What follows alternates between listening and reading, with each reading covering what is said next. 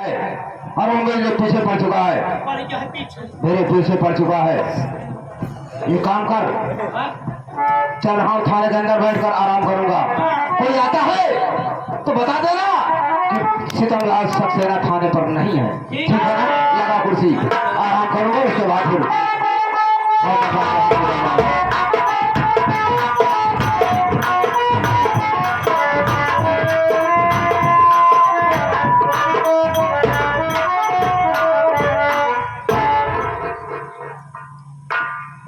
चौकीदार नमस्ते नमस्ते। ये बताओ चौकीदार, इस थाने में किस पुलिस की ड्यूटी है? साहब इस थाने में इंस्पेक्टर सीतमलाल सक्सेना की ड्यूटी है। ओह, सीतमलाल सक्सेना की ड्यूटी है। जी साहब। उधर चलो। अरे मिस्टर सीतमलाल सक्सेना, अरे मिस्टर सीतमलाल सक्सेना, आइए आइए बैठिए। मिस्टर सीतमलाल सक्सेना, मैं यहाँ पर बैठने नहीं आया हूँ, मेरी बात सुनो, मैं तुमसे कुछ कहने आया हूँ।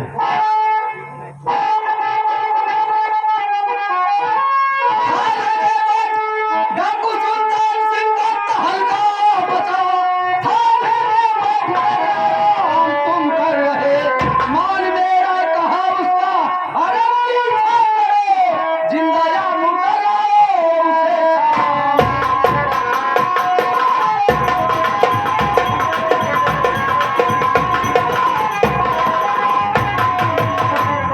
वाह सीतमलाल सक्सेना, यही ड्यूटी कर रहे हो, थाने में बैठ करके आराम कर रहे हो, उधर डाकू सुल्तान सिंह का तहलका मचा हुआ है।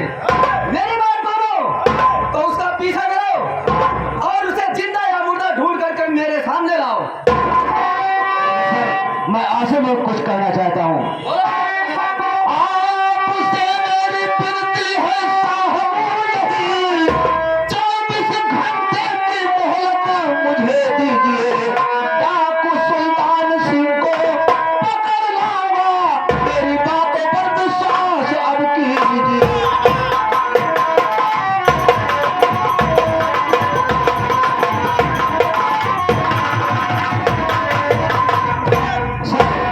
मुझे 24 घंटे की मोहलत चाहिए। मैं 24 घंटे के अंदर डाकू सुल्तान सिंह को जिंदा या मुर्दा ला करके आपके सामने हाजिर कर दूंगा। ठीक है मिस्टर सीतमलाल सक्सेना, लेकिन इतना याद है, मैं तुम्हें 24 घंटे का मौका दे रहा हूँ। अगर तुम 24 घंटे के अंदर डाकू सुल्तान सिंह को पकड़कर मेरे सामने नहीं लाए तो ये वर्दी उतार करके यहीं पर उतार करके यहाँ से चले जाना। इतना याद रखना। ठीक है सर। ये मैं तुम्हें चेतावनी दे रहा हूँ। जय हिंद सर। जय हिंद। मैं यहाँ से जा रहा हूँ, मेरी बात को याद रखना। अरे चौकीदार साहब साले मामला पे फंस गया। उधर सुल्तान सिंह मेरे पीछे पड़ा हुआ है और एसपी साहब का कहना है कि सुल्तान सिंह को पकड़ कर लाना है। इधर जाता हूँ तो कुआं, उधर जाता हूँ तो खाई। अरे साले ये बताओ अब जान कैसे बचेगी रे? एक काम करते हैं, साहब चल ये जो सामने झाड़ी दिखाई दे रही है, इसी झाड़ी में हम लोग छुप जाते हैं। 1 हफ्ते तक छुपे रहेंगे। जब मामला शांत हो जाएगा, जब मामला शांत हो जाएगा तो धीरे से अपने घर निकल जाऊंगा। इस थाने में कभी वापस नहीं आऊंगा। उसके बाद वहीं से ट्रांसफर करवा लूंगा, किसी दूसरे थाने में चला अरे जाऊंगा। साहेब ई झाड़ी में थक तो छिपर हवत खाबे का। अबे साले खाने पीने की छोड़, अरे तो हम भूख हमें भूख लागत है। पहले जान बचाने की कोशिश कर, खाने पीने की बात छोड़। चल आराम से चलते हैं वे। साले काम आए कहीं चुप गया तो साले एक बवाल हो जाए। चल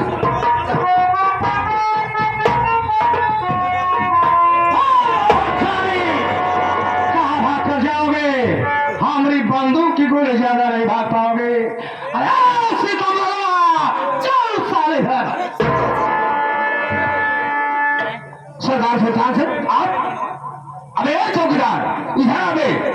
अबे साले सरदार सुल्तान सिंह आए हैं, जाकर इनके लिए जलपान की व्यवस्था कर, फल फूल ला, मीठा ला, चाहे नमकीन सबको ला की व्यवस्था कर। आइए मैं आपकी सेवा कर देता हूँ। रहने दे सितमलाल, तेरी सेवा की मुझे कोई जरूरत नहीं है, क्योंकि तुमसे पुराना हिसाब किताब चुकता करना है। पुराना हिसाब किताब? सरदार सुल्तान सिंह, मैं कुछ समझा नहीं, कहना क्या चाहते हैं? समझ जाओगे। जिसे तू बार बार सुल्तान से कह रहा है ना, दरअसल मेरा नाम सुल्तान सिंह नहीं है, मेरा नाम चमन कुमार डाकू सुल्तान सिंह है। अब तो याद आ गया होगा तुझे।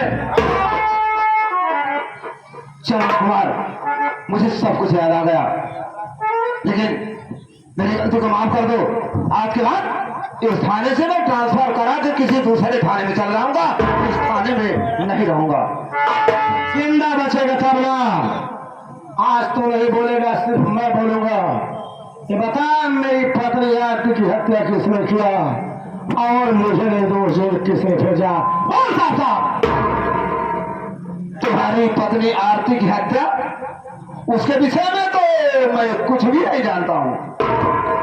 मुझे मालूम है तेरा दिमाग गड़बड़ हो गया है, तेरे दिमाग का ऑपरेशन करना बहुत जरूरी है।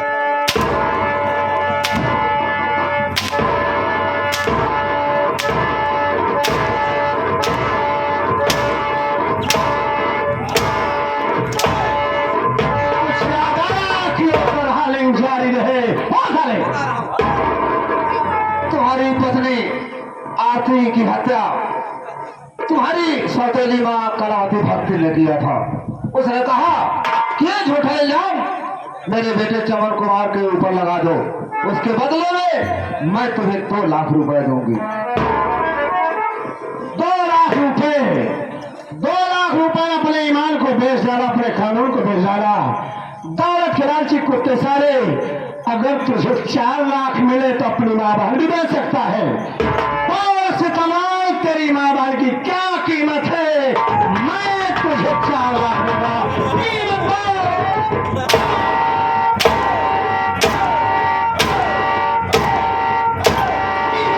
कुत्ते सारे कीमत। चलो कुमार, मुझे माफ कर दो। आज के बाद ऐसी गलती मैं दोबारा कभी नहीं करूंगा। ये आगे हमारे माननीय श्री चंदू भैया, जो कि इसी ग्राम सभा त्रिशुंडी के निवासी साहब, ये सीन देखते हुए 11 रुपए देते हैं पारिवारिक तरफ से। बार बार नमस्कार, धन्यवाद। बता, मेरी बेटी नेहरू की हत्या किसने किया और किसने करवाया? बहुत सारे। तुम्हारी बेटी नेहरू की हत्या कलावती भक्ति के कहने पर मैंने किया था। हराम खा।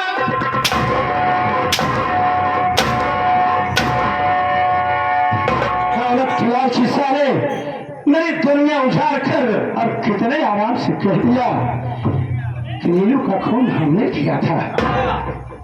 गधे के पीठ पर ये घोड़े की जिन अच्छी नहीं लगती, बरखुदार वादी उतार साले वादी।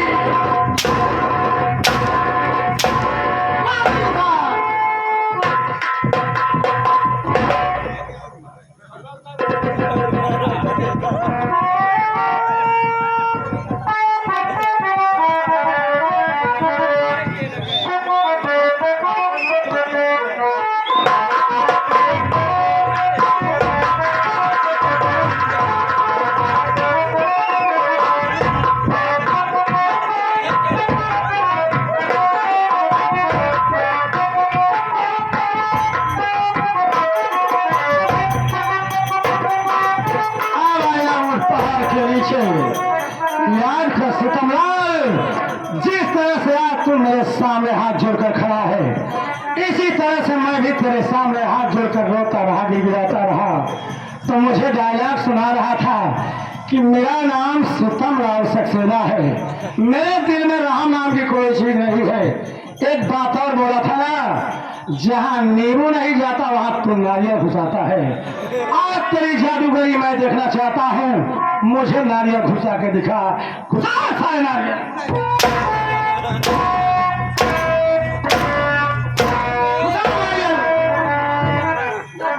क्यों बे साले, ये तो चल पैंट उतार, पैंट उतार, उसके बाद साले हाथ चड्ढी उतार, उतार बहुत सारी।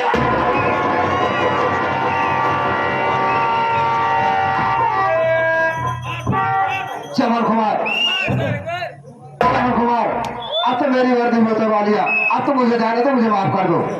जाने दूंगा, लेकिन ऐसे नहीं। तेरे लिए व्यवस्था VIP किया हूँ। देख हम राजा चुके हैं तुझे ले जाने के लिए। जा सिकंदर, तेरे जैसे पापी को इस पृथ्वी पर जीने का कोई हक नहीं है। जा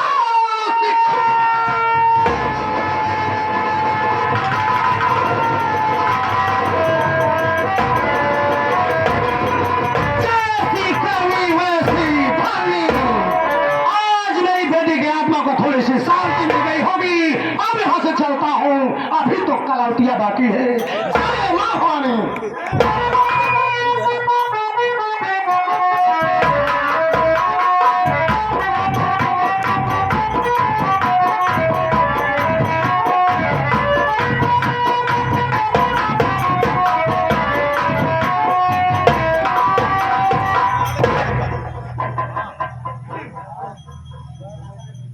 या मेरे मालिक, ये मैं क्या देख रहा हूँ? मेरी दीदी दिखाई नहीं दे रही है। मैं तो अपनी दीदी को यहीं पे बैठा के गया था, तब हम आवाज देने कहीं अगल बगल में गई होगी। अरे ओ दीदी, दीदी, दीदी, अरे ओ दीदी, देख मैं तेरे लिए कपड़ा और राखी और मिठाई लाया हूँ। मेरे कलाई में राखी डाल के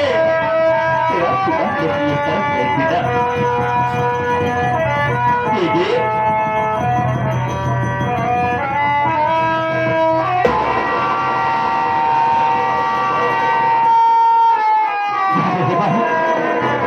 ये मैं क्या देख रहा हूँ? यहाँ मैं अपनी दीदी को बैठा के गया था, वहां पे टूट के चीखे। कोई नहीं हो सकता। दीदी, दीदी, दीदी,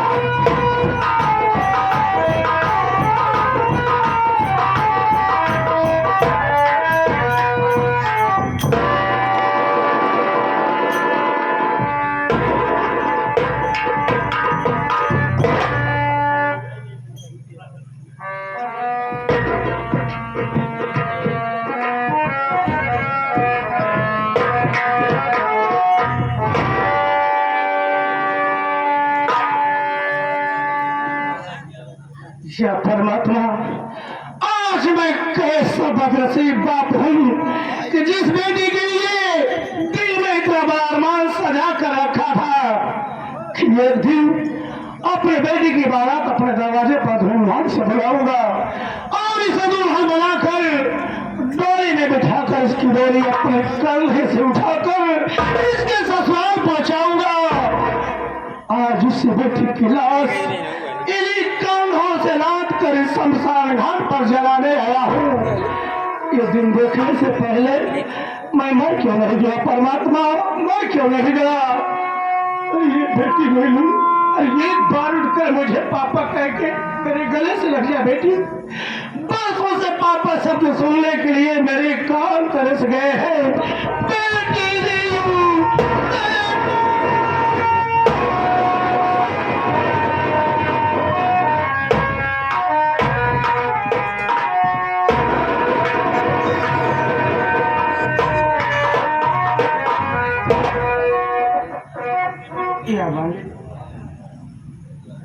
आज मैं अपने मुन्ना की लाश देखकर शमशान तक आ गया, लेकिन मेरे पास एक रुपए भी नहीं कि मैं अपने मुन्ना को एक कफन खरीद। ये हमारे इलाही सारा चलता हूँ अपने मुन्ना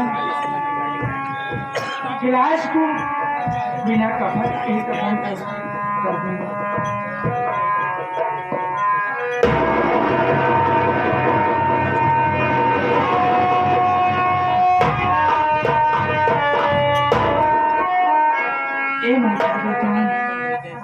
इस शमशान घाट पर एक इंसान अरे बाबू तो भैया हे बाबू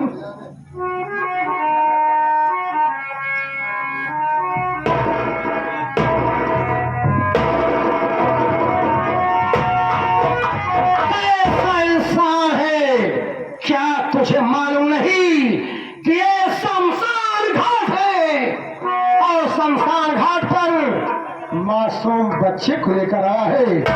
तेरा बच्चा रह जाएगा, उठा बच्चे को और लेकर दफा हो जाएगा। हे बाबू अभी मेरा बच्चा कभी नहीं गिरेगा, कभी नहीं गिरेगा। मैं शमशान पर चलवाया हूँ अपने बच्चे को। अरे भैया आप कितना कुछ समझ पा रहे, इस शमशान पर अपने बच्चे को क्या कहा? तेरा बच्चा इस दुनिया में अब नहीं है, लेकिन मैं तुमसे जानना चाहता हूँ कि तेरा नाम क्या है, तू कहाँ का रहने वाला है, कैसे है तेरे घर के लोग जो तेरे मासूम बच्चे को एक कफन तक न दे सके। मैं कफन दूंगा तेरे बच्चे को, मैं कफन दूंगा। और तेरा नाम क्या है, तू कहाँ का रहने वाला? आप हमारा नाम जानना चाहते हैं? बाबूजी मैं जिला बाजार गाँव आजमपुर का रहने वाला हूँ। घर में मेरे बड़े भैया थे जिनका नाम चमन कुमार था। घर में एक मेरी सौतेली माँ है। लोग मुझे कमल कुमार के धोखे कहते हैं। घर में एक भतीजी थी जिसका नाम मीनू, एक भतीजा था जिसका नाम निखिल। मेरे भैया मेरे भाभी के कत्ल के इल्जाम में जेल चले गए। आज अगर मेरे भैया होते तो मेरे मुद्दा के कफन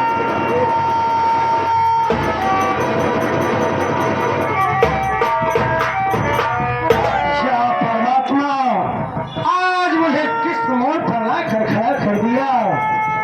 ये तो मेरा छोटा भाई कमल कुमार है, इसे मैं कैसे बताऊं कि तेरा बड़ा भाई चमन कुमार मैं हूँ।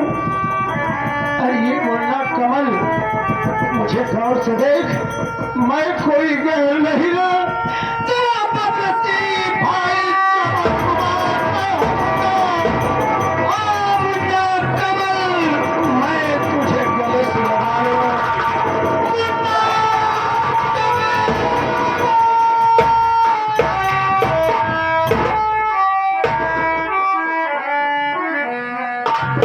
भैया आज आज आप तो मिल गए भैया, लेकिन एक बात बताओ कि मेरी भतीजी नीलू और नितिन कैसा है? घर में तो सब ठीक है ना?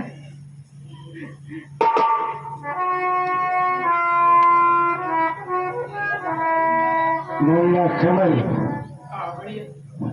तू अपनी भतीजी और नितिन को पूछना चाहता है? ये मुन्ना, नितिन का तो कोई पता नहीं है, लेकिन जो सामने तेरी लाश पड़ी है ना, तो जिसका ये आदमी दिल में सपने सजा के रखता था कि एक दिन अपने दरवाजे पर बारात आएगी, सहनाई बजेगी, ये कोई गैर नहीं रे, तेरी भतीजी मेरी बेटी नीलू है।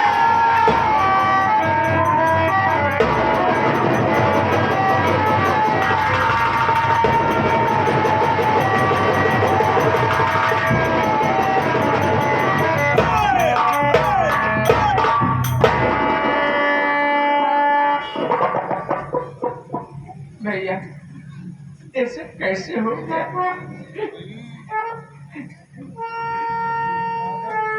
मुन्ना कमल, बेटी नीलू कुमार में सारा हाथ अपनी सौतेली माँ कलावती भक्ति का है, लेकिन इसे मारने वाला कमीना दरोगा सकसेना है, जिसे मैं मौत के घाट पर करा दिया मुन्ना, लेकिन मैं तुमसे जानना चाहता हूँ कि तेरा मासूम बच्चा कैसे मरा? क्या ये बीमार था? बोल मेरे भाई, तेरे मासूम बच्चे की मौत कैसे हुई? भैया, आपके जेल चले जाने के बाद एक दिन मैं कान्हेश वापस आ रहा था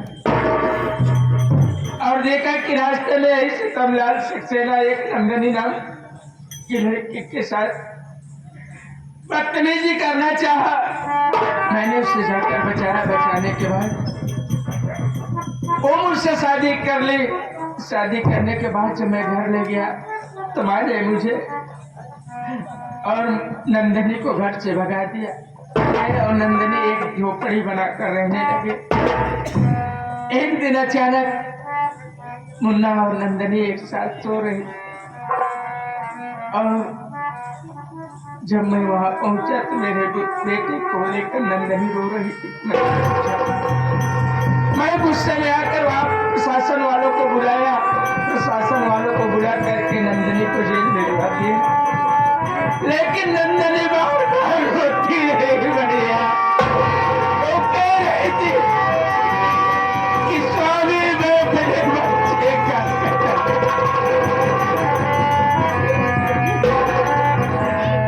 आज मेरी नंदनी जेल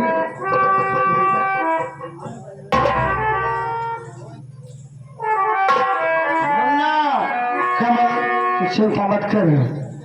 मुझे मालूम हो गया कि अगर वो मेरी बेटी को मार सकती है तो तेरे बच्चे का भी खून करने वाली वही सब तेरी माँ कलावती भक्ति है। तो चिंता मत कर, पर बच्चों के आज का अंतिम संस्कार कर, उसके बाद हम दोनों भाई चलेंगे कलावती भक्ति के पास। अंतिम संस्कार कर मुन्ना।